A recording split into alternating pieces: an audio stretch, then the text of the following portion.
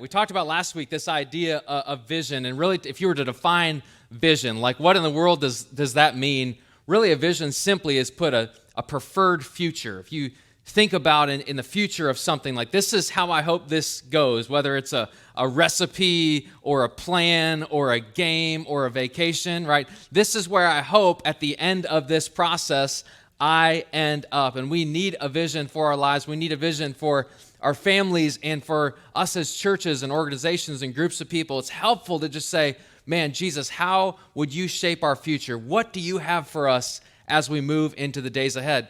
And last week we explored this passage in Mark chapter 3, verse 13 and 14, where Jesus calls his disciples up on this mountainside, and it says he chose them that they might be with him and that he might send them out to preach.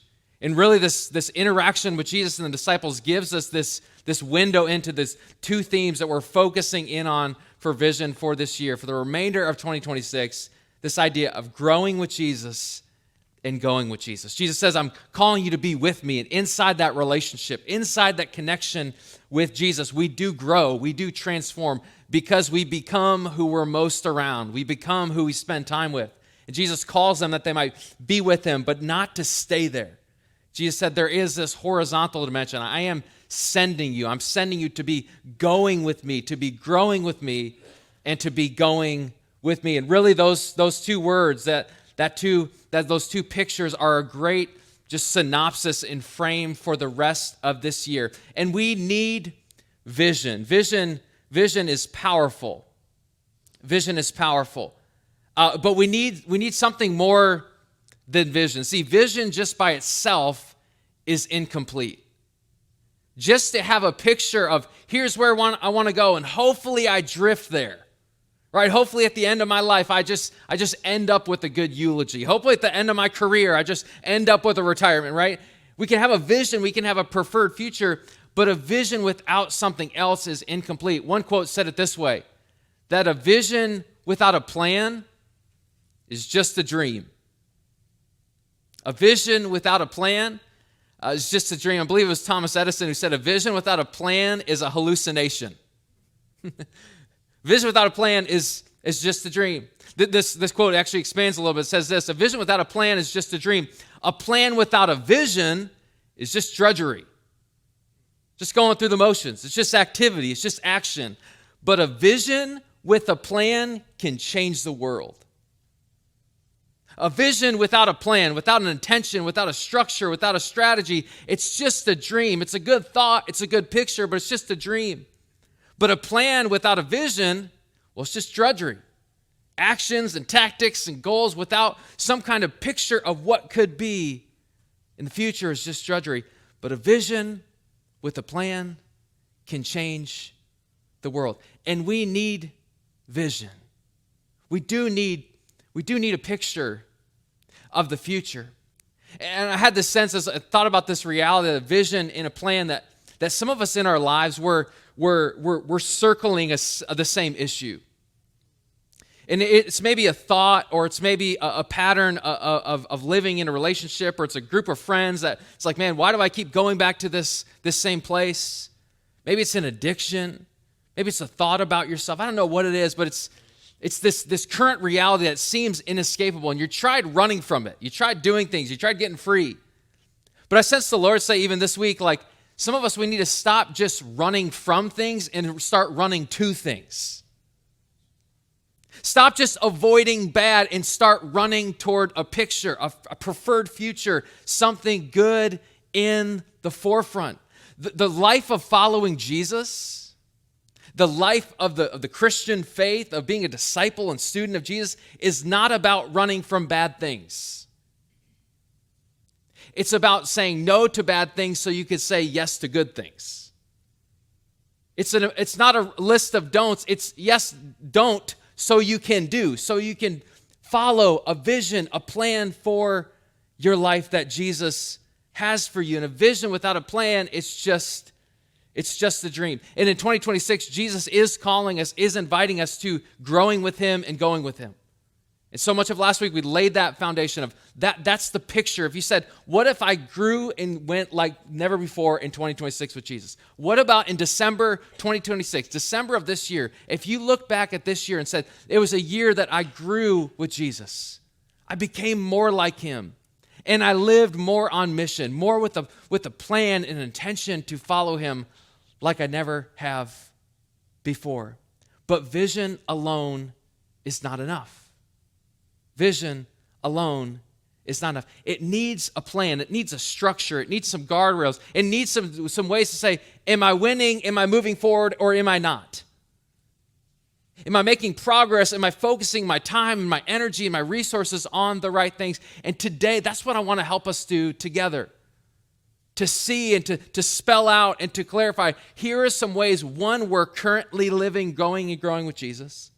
And two, here are some ways our team and our staff and our leaders are looking at this year and say, these are the things we want to focus in on. These are the things we want to measure and to clarify and run after as we follow this vision that God has given us. To do it, I want to just give us a frame of this a little bit in the prophet Habakkuk. I think I said that right. Habakkuk chapter 2, and Habakkuk was a prophet in the Old Testament. He's receiving this prophecy. He's intermediating between heaven and earth. He's representing the people of God to God, and he's representing God to the people. He's in this in-between. He has this conversation, and the Lord speaks to him in the second chapter of Habakkuk. He said this, and the Lord answered me. The Lord spoke. He brought clarity. He stepped in the conversation. He said this, I'm going to give you a vision, and I want you to write the vision. Make it plain on tablets, so he may run who reads it. He goes on. This vision is for a future time. It's a picture of the future. It's a preferred future. It describes the end, and it will be fulfilled. If it seems slow, wait patiently. Wait patiently. Some of us here in Caledonia, some of us in Middleville, some of us listening to this later throughout the week, God's given you a picture.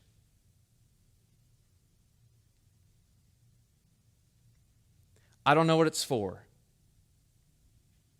Maybe it's for your family. Maybe it's for a business. Maybe it's for a ministry or a church. Maybe it's for a marriage. And you're not even in a relationship yet. It's God's given you a picture. You're like, man, I'm pretty sure God's spoken to me.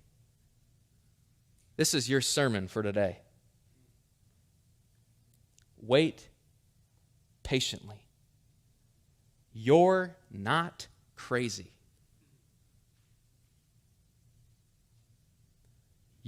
Well, maybe a little bit you are, but you're not crazy. You've just heard from God. Wait patiently, for it will surely take place, not because of your wisdom or your resources or your planning. Because if God spoke it, he will accomplish it. If God promised it, he'll perform it. It will come.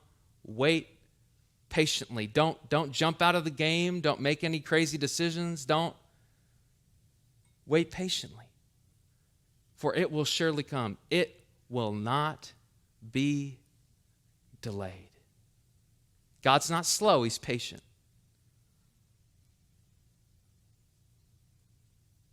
There's not something that God gets tripped up on him and like, oh man, I didn't see this coming. What am I going to do now with all the resources under heaven and earth? Right? With the cattle on 1,000 hills, I'm not sure I can pay for this one. It will not be delayed, says the Lord.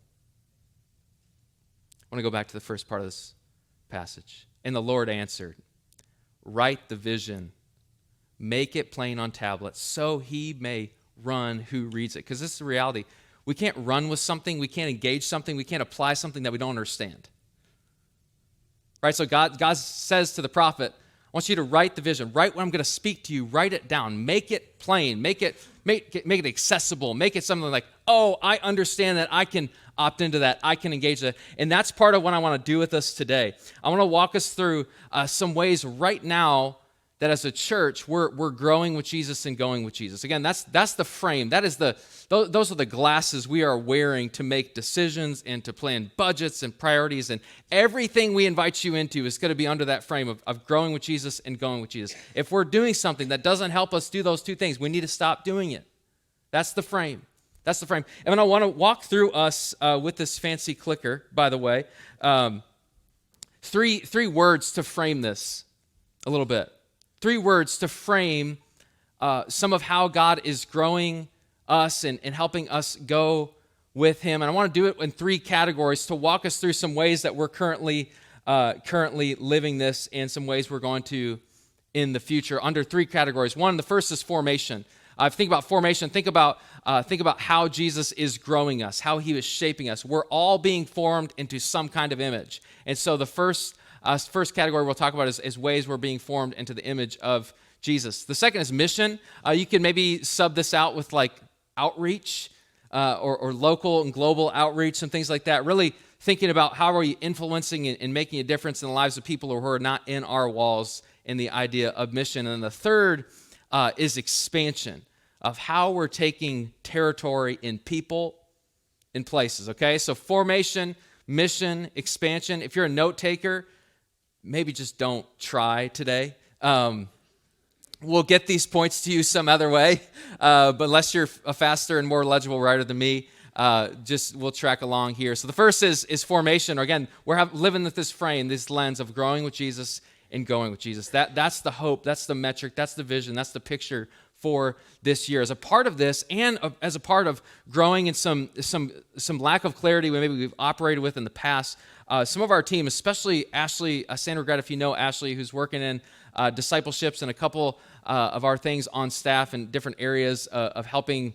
systems and processes improve, is really given a lot of energy to this, is to identify and say, what is the pathway of growth? If you read the story of the scriptures, you know that there is a trajectory. It's not a formula, but it's a pattern of the way people grow in Jesus. And we want to be clear about that, not just for us individually, but how do we help each other take the next step at Journey? What are the places at Journey that you can step into and say, I need to be equipped in this area. I need to grow in this area. It's something we're working on right now. As a kind of a environment to add into that, we're launching this Wednesday workshops. So this will be a very practical teaching environment to equip you to grow and go with Jesus. I'm excited to share the first couple of those workshops.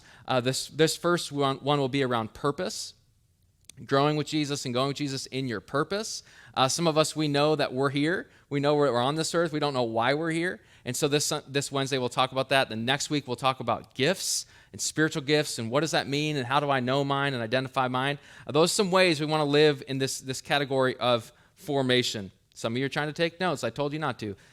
Journey kids and Journey students, this growing with Jesus and going with Jesus is not just a frame for, if you're like old and classic, you'd say big church, right, or big service. This is really across families to say, how do we live growing with Jesus and going with Jesus? One of the things we're talking about is how do we live not just for an hour on Sunday, but the rest of the 167 hours in our week, and empowering our kids and our students to live that as well. Zoe women and Journey men. Some of us were not aware of this. 2 different categories of growing with Jesus and going with Jesus for women and men. First is women. There's women-specific environments where women are growing together, where they're coming around a conversation, they're coming around the scriptures. A couple of them to mention. Hold Fast is a bi-weekly environment for moms of young kids that meets right in this location, the Caledonia location. They've been growing together and going with Jesus in new ways. Heart to Heart is a monthly evening and lunchtime rhythm where women are coming around over the scriptures and the truth of who Jesus calls them to be. The women's gathering, Zoe gathering, I believe it's the 15th of May. Don't quote me on that. but it's coming up here in a couple months. Journey Men, multiple men's groups meet weekly, and then also Tuesday nights at the Middleville location, this growing group of men who are trying to live growing with Jesus and going with Jesus. Some of us were new in the last couple months, last couple weeks. You didn't know those things existed. I invite you to jump on the Central Hub and check those things out. Wellsprings is a ministry that helps people experience Jesus in really tangible ways through inner healing and freedom. A team that prayerfully and discerning, just experiencing what is Jesus doing in a person's life and helping them grow in freedom and take steps in that. You can find more information about that on the website. We're trying to grow in worship and prayer, not just these boxes we check, but these muscles and these postures we grow in and we take steps in. You were led here in Caledonia by Gardner, who recently came on our team, and in Middleville, Sarah Newton, who are on our team, and just trying to help each other grow in worship and prayer. Starting in March, we'll actually move First Tuesdays to First Wednesdays. So if you didn't see that yet, plan to do that. That first time of the month is a great chance of both of our locations coming together to worship and pray together. And some of us, we've been worshiping, praying for decades. Some of us, it's days, and it's a great chance to grow in that together. And then online, this is just to give a little perspective. Maybe you weren't aware of some of these things. Our YouTube channel, which we post a live stream every week and sermon videos and sermon clips. Just over 660 people subscribe to Journey's YouTube page. Instagram, there's just over 570 followers there. And there's about 400 website visits every single week. People that are coming to learn more about Journey. Lots of people would say, like, the online space is the new church lobby, is the new front door. And so we want to continue not to just engage or entertain people, but reach people and equip people to grow in their faith. And I've got some ideas about this that are just ideas right now. So formation, just trying to grow again with that, growing with Jesus and going with Jesus, mainly inside these walls, but then empower each other to live outside these walls. Okay, we got number one. Number two, mission. Again, making a difference, adding value to people who are not in these walls through a couple different ways. One, some local things to highlight and help you be aware of. Hand to Hand. It's a food ministry that targets food insecurity on the weekends. So a lot of students who would need food and need extra resources would receive that in the school week. Hand to Hand comes in and supplements people who are going hungry on the weekends, the different snacks and items that help them throughout the weekend. His Closet, which is based out of the Middleville location, helps families and moms and people that are fostering or just moms in need. And Hillary Lewis down at our Middleville location launches that. If you go upstairs in the mezzanine, which hopefully you never have to, if you're just lost if you're going upstairs in Middleville, but you'll see all kinds of items, mattresses and cribs and clothes that are in great condition and formula and things like that. They're just, when people come, they have an open time on Thursdays. People come and they can just give, and that's been awesome to see that grow. Some of us didn't know that. We support a missionary on the campus of Michigan State University. Sorry, Go Blue fans. You can still pray for him. His name's Caleb Sleeman, and Caleb actually grew up going to youth group with me. And so it's been fun to see Caleb unleashed and unlocked in his calling, serves with Athletes in Action at Michigan State. Community serving opportunities. We're trying to beef up this and strengthen this for different ways for us to not just be aware and engaged in the community, but really to serve and make a difference. One of the goals in this is I'd love to form by the end of this year a local and global outreach team that really operates and owns those opportunities. And sometimes in the past, we've had great years. We've served in a lot of different creative ways. Some years, that's an easy thing to fall off the radar, so I want to continue to prioritize that in the days ahead. Global. We have 5 global partnerships. I don't know if you knew this, but your giving and my giving goes to these global partnerships. We have 2 partners that we have in East Asia for security reasons. We don't fully disclose their location. One of those missionaries we launched this past November and is serving in East Asia and already having gospel traction and conversation in a really hard place of the world to minister.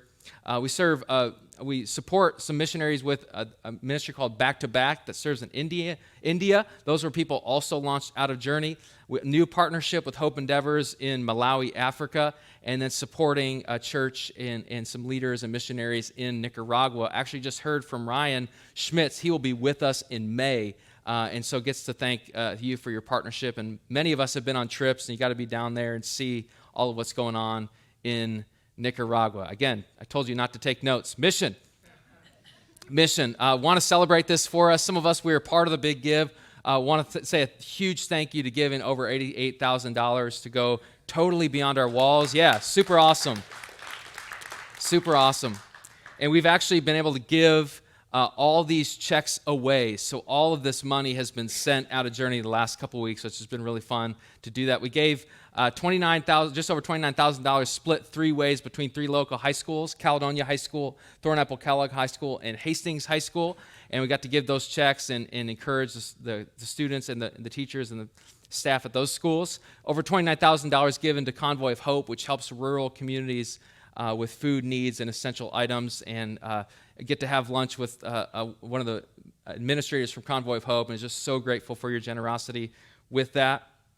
And then $29,000 given to Hope Endeavors to forge this new partnership and to provide needs and goods and support their building efforts in Malawi, Africa. They reach thousands of kids a week, and so your giving will go to kids hearing about Jesus and being supported and loved on in Malawi, Africa. Then one of the things Pastor Derek, who leads our Middleville location, is really working on is different seasons of life and different seasons of weather bring on different needs. And I don't know if you're aware, but lots of us, we had frozen pipes a couple weeks ago. And there's some seasons of life and seasons throughout the year that just this care needs, that needs connected to the people of Journey or people a little bit outside of the people of Journey, we're aware of, and we can only do so much to try to triage and help and things like that. One of the things we're working on right now is to get all these resources that are available outside of our walls into one place. So when people call or text or send an email, we can have really good resources proactively ready to serve that. And so Derek's done a great job in the past in that, but is working on scaling that and making that a little more systematized this year. One thing I want to just highlight is this theme under expansion. Again, people in places. People in places. I want to highlight this, leaders being developed at all levels of Journey. I wrote down a couple examples of this. One is in our ministry teams. Almost every single ministry team at Journey has some kind of leadership pipeline where people are being developed to lead other people. They're being developed in their skills and their competency and character. People meeting around tables and experiencing Jesus and leadership growth in that. Worship leaders, trying to empower volunteer worship leaders and our staff worship leaders. Recently formed a teaching team. Quick math, I think there's 7 people on that teaching team who are growing in preaching and teaching communication skills, trying to develop leaders in there. Small groups of leaders being developed in lots of different areas. There's 8 students who are in a newly formed leadership group with Pastor Jacob and Katie, and I got to jump in on one of their meetings for like 2 seconds. It was really cool to see students around the table planning and growing together. This summer, we're talking about doing some summer interns. We've done some residencies in the past, trying to strategize and brainstorm around some of that. All to say, there are leaders to be developed and people to be deployed and sent out as we invest in that. Expansion in terms of our properties. One of the things we're trying to budget for, to account for this year, is how do we make the most of our spaces? Especially if you've been in Caledonia. We've been in here just over 11 years. And so with that comes change. With that comes some updates and fresh paint colors and things like that. There's some spaces here in the Caledonia location we're trying to maximize in the coming budget year, and we're having conversations around that. I want to just give you a little bit of a map of this. Maybe you're here in Caledonia or you're listening online, you've never been to Middleville. I want to encourage you, drive down the road about 12 miles, 10 miles some Sunday and go join them in Middleville off M37 between Middleville and Hastings. And Middleville people, if you've never been to Caledonia, this is Caledonia and Little Caesars. So you can get there, but both of our locations, which we're so grateful for, to serve and to use throughout the week and to use as gifts. And again, in this new budget year, which our fiscal year starts in June, we're trying to say, how do we make the most of these resources and these properties that we've been given? Which leads me to a fun update.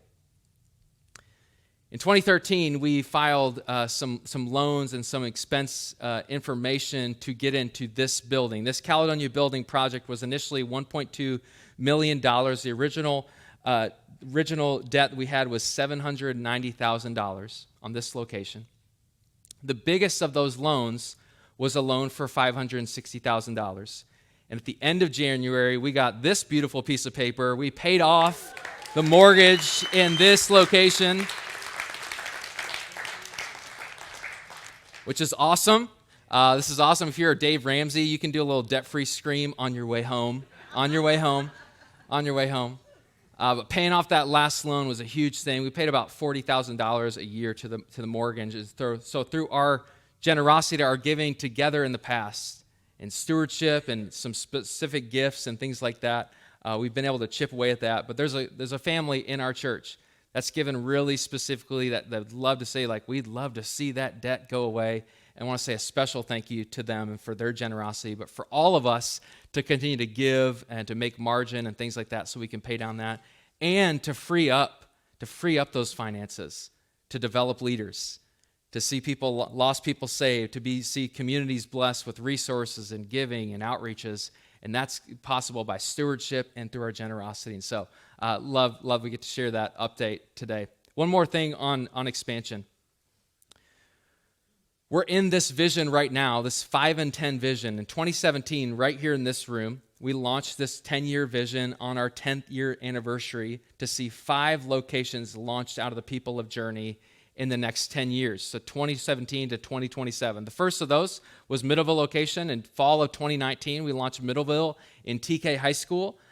Derek and myself got to be on that launch team, and several families and couples and individuals were on that launch team and got to see the Middleville location launch. Moved into the building January of 2020, and you remember what else happened the rest of 2020. So that was the story on Middleville. Synergy Collective, we got to have Caleb Wood, a church planner in residence, with us for a couple years, and then launch Synergy Collective, which is a disciple-making movement around the Grand Rapids area. They currently have 5 collectives and one in process of being launched with Synergy. Dutton, which Don and Tina Lemon are here in the room if you're in Caledonia, and serving in Dutton and being the church in really, really practical and powerful ways. And so believe in you guys and what's to come as well with Dutton. And then location number 4 in this vision, we don't know yet. We don't know yet. Some of you are like, what's the real answer? And the real answer is, we don't know yet. We don't know yet. And number 5 as well, just praying about that and asking the Lord, okay, what do you have for us in that? One of my prayers on this vision is that by the end of this calendar year, we'd have at least location number 4 moving, and it's in the front field of vision, and we're praying and we're structuring around that. Maybe not to launch it by the end of this year, but to say this is where we're going, this is where we're investing, this is where we're praying. So it's one thing I'm praying about this year. Okay, that was a lot. But I want you to think about the rest of this year. There's a lot of things that are vying for your attention and my attention. There's a lot of things that we could have a plan and a vision for. But this is part of how Jesus is leading us this year, to grow with him and to go with him. And then maybe fast forward another year to think about 2027. What if we as a church, what if we as a community of Jesus followers got to be part of that 5 and 10 vision? What if at the end of 2027 we said, man, it was so cool to see at least 5 locations launched out of the people of Journey, Middleville and Synergy and Dutton and other locations or other states, different leaders being raised up and developed. All out of this conversation Jesus has where he says, I called you that you might be with me and that I might send you out to preach, to make a difference. I want to take you to one more passage of the scriptures, one more conversation Jesus has with his disciples. We see this invitation, this reality in it. It says this, Jesus, Matthew chapter 9, Jesus went through all the towns and villages, teaching in their synagogues and proclaiming the good news of the kingdom and healing every disease and sickness. Wherever Jesus rolls in, things just get better. Life comes and hope comes and healing comes. That's what happens when Jesus moves in. But when Jesus saw the crowds, when he saw the crowds, he didn't get angry. He didn't curse the darkness. He wasn't cynical. He wasn't defeated. He wasn't doom and gloom. Scripture says he had compassion on them. That word compassion is like this inner churning, like there was something in Jesus that was like, oh, I wish something new could be birthed here. I wish something different could be true, because they were harassed and helpless. They didn't have a vision. They didn't have a direction, like sheep without a shepherd. Then he says something to his disciples. Remember, these are the same guys. A couple of years before, he says, come up on a mountainside, be with me, and I want to send you out. And he said this, the harvest is plentiful. The potential is great. The fields are white unto harvest, some would say, but the workers are few. So here's what I want you to do, guys. Ask the Lord of the harvest, therefore, to send out workers into his harvest field. He looks at the crowd and he sees people. He sees couples. He sees individuals. He sees families. He sees schools. He sees communities and churches, neighborhoods and parks and teams. He said, man, I wish they had a shepherd. I wish they had a vision for their life. I wish they had someone that they were following, a voice that they were uniting under and moving forward to. But he says, the opportunity in that is plentiful, but the workers are few. The laborers, the partners are few. Another translation says Jesus' words like this, what a huge harvest, he said to his disciples, how few workers, on your knees and pray for, and I love this phrase, pray for harvest hands. Pray for harvest hands. Pray for hands that are ready. Pray for hands that are growing and going. Pray for hands that are contributing and cooperating and moving together. Pray for hands in lives and people like that. And I want to remind us today that our world is ripe for harvest. That our communities are ripe for harvest. That your circles of influence are ripe for harvest. There are people that are open to Jesus like never before. There are people that are open to lives that are authentically growing with him and going with him to receive a message, to receive hope, to receive a shepherd. People living with harvest hands. Let me ask you, as you think about growing and going, as you think about all of what we talked about today, like what's in your hands? What's in your hands? And are they being harvest hands? Are they involved in what God is doing in and through his people? Are they cooperating? Are they ready to help and to serve and to labor and to harvest? I'll give us a couple thoughts of how we might do that, how we might live in that posture. Number one is this, to move from consuming to contributing. Move from consuming to contributing. You say, man, I want to grow with Jesus. What does that look like? What does it look like to be a part of this great harvest, this great reaping of what God has sown and how he's investing and moving among us to move from consuming to contributing? Some of us were invited to grow beyond the question, what does this do for me? What entertains me? What sermon series do I like? What service time do I like? Consuming. And that's what our culture is bent to. We're built to consume.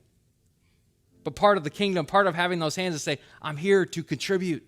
I have a gift to offer. I have a smile to offer. I have resources and time and energy to offer. I'm going to move from consuming to contributing. Some of us, we need to jump on a ministry team here in the walls of Journey to be a part of what God's doing in and through us through birth, through fourth grade, or through Journey students or worship or tech or wherever it is, hand-to-hand outreach things, to jump on a team. Some of us, God's inviting us to give, to be a part of fueling that mission, to be a part of seeing the harvest reaped in and through the local church.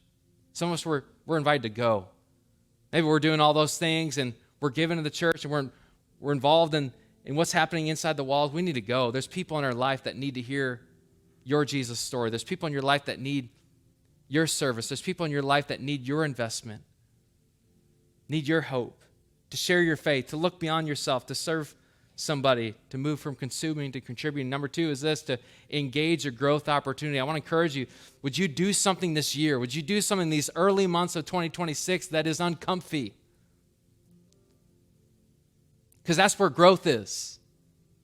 That's where growth is. Maybe some of us in worship, this is our worship stance, right? Or if I had a coffee cup up here, right, it'd be this. And then the scriptures say, lift up your holy hands. The scripture says, lift up a shout to God. The scripture says, come before him with thanksgiving, with praise. And you're like, well, that's not comfortable. I know. I'm a music guy and it's not comfortable sometimes. Would I step into saying, I'm going to grow. I'm going to step into a growth opportunity. I'm going to have that conversation. I'm going to jump into a small group even though I'm introverted. I'm going to jump on a ministry team even though it's not what I want to do. I'm going to attend a workshop and get grown and equipped in my faith. I'm going to engage a growth opportunity. I'm going to sit down with the scriptures for myself and say, God, would you speak to me through your word that you say is alive and active, sharper than any double-edged sword? And I don't like sitting at this table and it's awkward and it's quiet. I'm reading a book that I don't feel equipped to understand. Is that just me? Okay.